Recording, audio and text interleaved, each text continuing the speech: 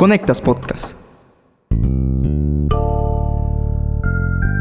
El movimiento Me Too surgió en 2017 como respuesta a las decenas de acusaciones de agresión sexual contra el productor de cine estadounidense Harvey Weinstein, quien fue sentenciado a 23 años de prisión. En abril, sin embargo, un tribunal anuló una de sus condenas, lo que para muchas mujeres confirma que la actual es una era de retrocesos. Esta semana en Tenemos que hablar, Derechos de las Mujeres, una conquista histórica en peligro.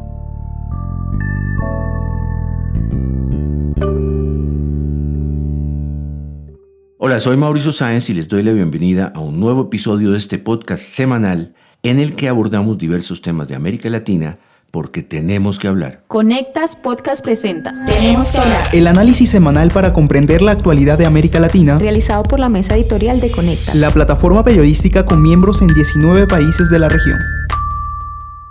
That evidence was so unduly prejudicial. Escuchábamos al analista Ricky Kliman de la cadena CBS cuando explicaba las razones legales de la anulación de uno de los juicios contra Harvey Weinstein, lo que indignó a miles de mujeres alrededor del mundo. La decisión del Tribunal de Nueva York volvió a mostrar cómo a nivel oficial muchas veces priman los derechos de los agresores sexuales sobre los de sus víctimas.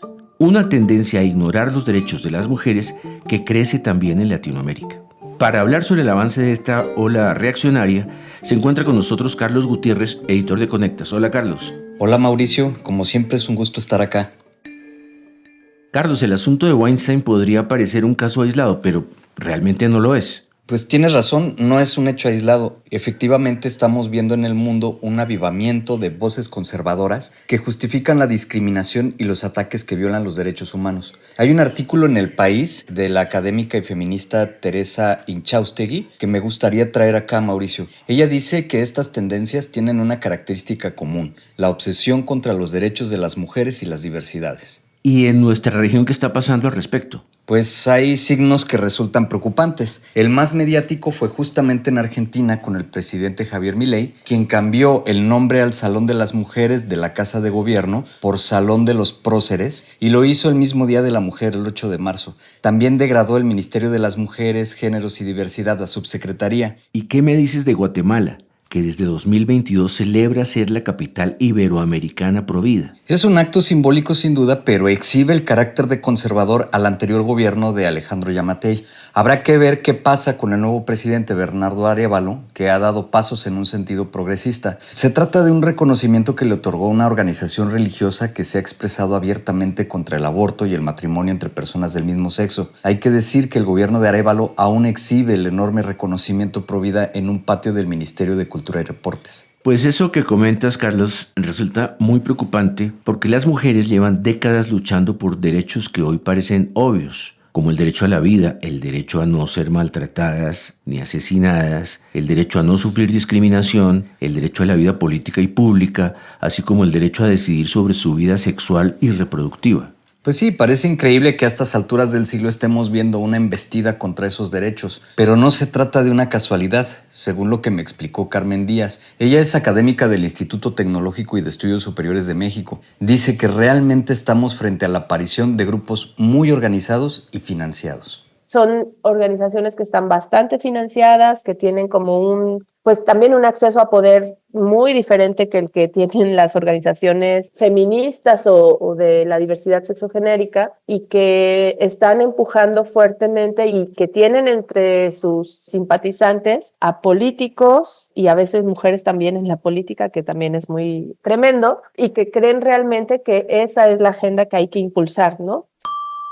Hay que poner la lupa en esas organizaciones, porque detrás de ellas seguramente hay muchos intereses y por lo visto mucha plata. De hecho, Mauricio, The Economist, habla de la conformación de un nuevo grupo de derecha dura latinoamericana. A él pertenecen líderes tan importantes como el presidente de El Salvador, Nayib Bukele, y el presidente argentino, Javier Milei. La mayor característica de este grupo es una muy fuerte oposición a las leyes pro aborto y pro derechos de las mujeres. Y esa oposición creciente muestra lo frágiles que aún son los avances feministas. Además, hay que decir que aún hay muchas deudas. Se me ocurre, por ejemplo, el tema de los cuidados en el hogar. La pandemia demostró que esa tarea está, como quien dice, muy feminizada. Esa es una de las razones que más limitan la participación de las mujeres en el mercado laboral. Y te voy a dar un dato. De acuerdo con la CEPAL, un 60% de las mujeres que viven en hogares donde hay personas menores de 15 años no trabaja. Eso las deja en una clara desventaja frente a los hombres. Otra deuda es precisamente la violencia de género. Las cifras de feminicidios y de ataques contra las mujeres son realmente muy pero muy alarmantes. Fíjate que solo en México, según Amnistía Internacional, en 2023, cada día murieron 9 mujeres asesinadas. O sea, la violencia de género sigue siendo la norma.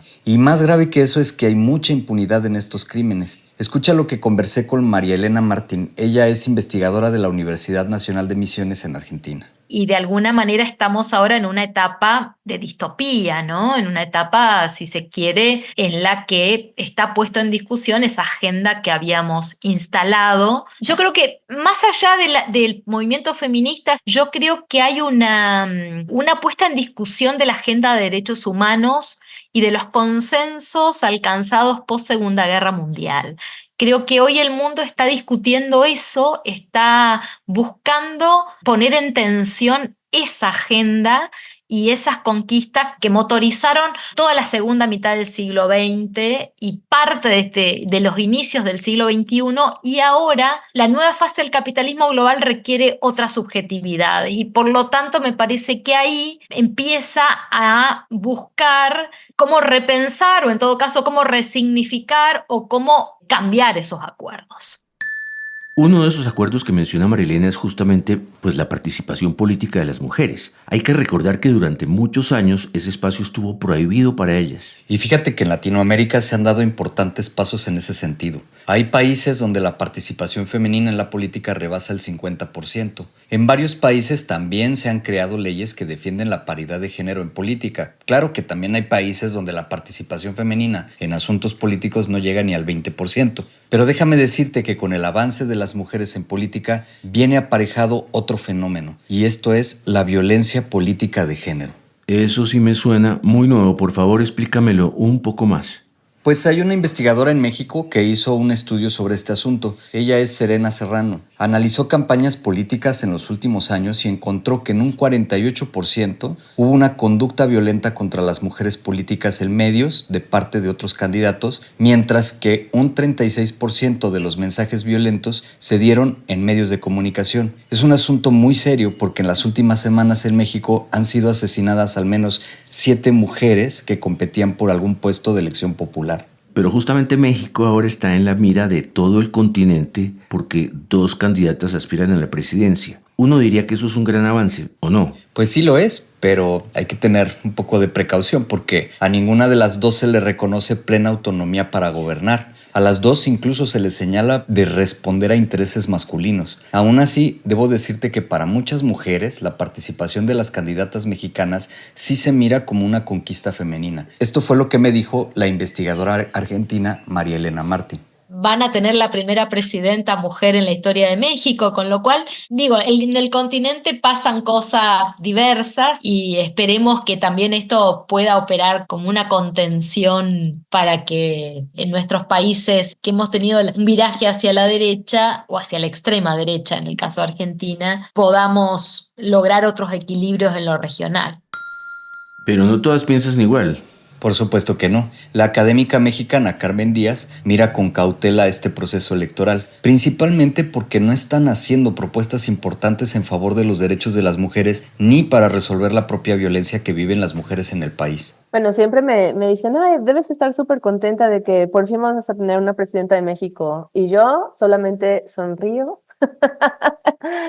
Porque, a ver, o sea, me parece que sí tienen propuestas diferentes, por supuesto, pero en ninguno de los casos me parece que planteen una agenda de avanzada a favor de los derechos de las mujeres. Me parece que las 2 han aprovechado bastante los movimientos que han luchado porque las mujeres tengan espacios en la política, pero no particularmente ha sido esa una de sus causas que les ha llevado a estar en estos espacios, ¿no?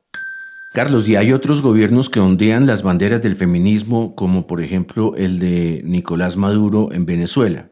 De hecho, él anunció la creación de un gran movimiento de movimientos Josefa Joaquina Sánchez. ¿Cómo se lee esto en un gobierno tan autoritario como ese? Pues esa es otra propuesta que es vista con cuidado por grupos de mujeres. Daniela Hinojosa, ella es directora del colectivo Tinta Violenta de Venezuela, no ve una auténtica defensa de derechos de las mujeres en la propuesta de Maduro.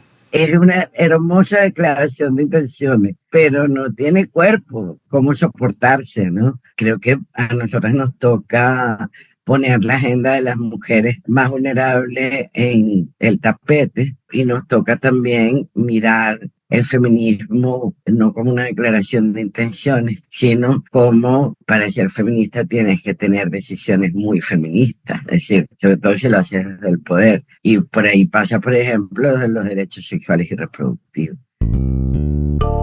Pues toca seguir velando no solo por defender esos derechos ganados por las mujeres, sino para que logremos tener condiciones más justas y equitativas para ellas en la región. Muchas gracias, Carlos. Al contrario, Mauricio, pues muchas gracias a ti y saludos a toda la audiencia. Y a quienes nos siguieron los esperamos en la próxima edición de este podcast semanal de Conectas, porque tenemos que hablar.